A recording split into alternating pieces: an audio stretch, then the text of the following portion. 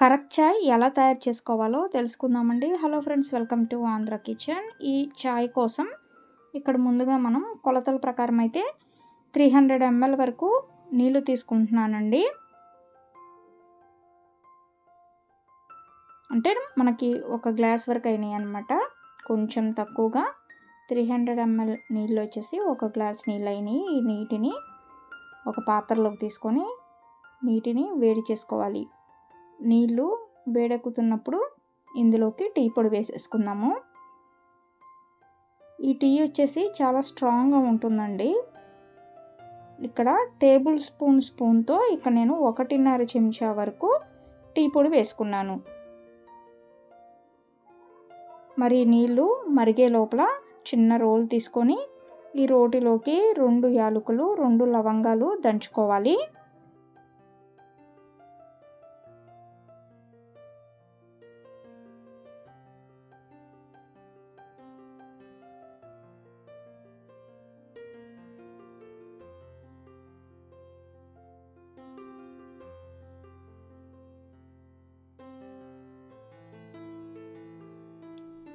మరి మెత్తగా అవసరం లేదండి, వీడియోలో చూపించినట్లుగా దంచుకుంటే చాలు. ఇప్పుడు ఈ పొడిని డికాషన్లో వేసుకుందాము.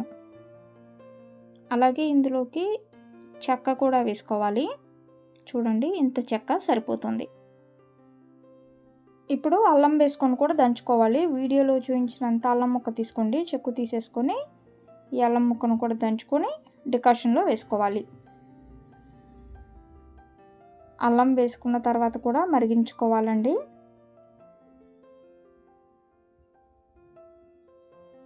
కొంచెం సేపు మరిగిన తర్వాత పంచదార వేసుకుందాము. చాలా అంటే చాలా ఘాటుగా చాలా రుచిగా ఉంటాయి ఈ టీ అనేవి.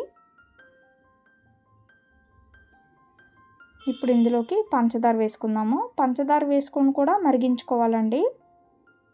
ముందుగా ఇక్కడ నేను ఏ స్పూన్తో అయితే టీ పొడి వేసుకున్నానో అదే స్పూన్తో 2 స్పూన్ల వరకు పంచదార వేసుకొని మరిగించుకుంటున్నాను. ఈ విధంగా కొంచెం సేపు మరిగించుకున్న తర్వాత ఎన్నైతే మనం నీళ్లు తీసుకున్నామో అంతకు సమానంగా పాలు తీసుకుంటున్నానండి. ఈ పాలని ఇప్పుడు డికాషన్లో వేసుకుందాము. డికాషన్లో వేసుకొని కొంచెం సేపు ఒక 2-3 నిమిషాల పాటు మరిగించుకోవాలి. ఈ పచ్చి పాలు కాదండి, కాచి చల్లార్చిన పాలే, పచ్చి పాలు వేయకూడదు.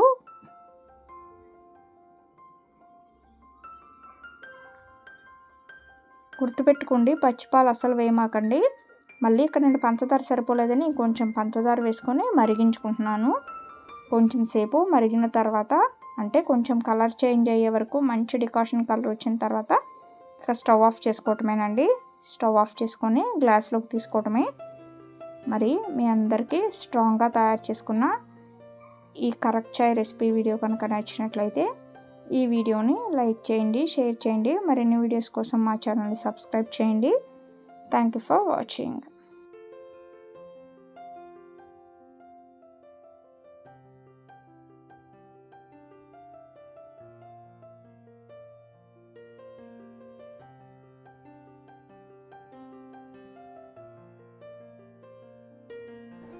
జూనియర్ ఎన్టీఆర్ కి ఎందుకు చేకబడి చేశారు అది ఇది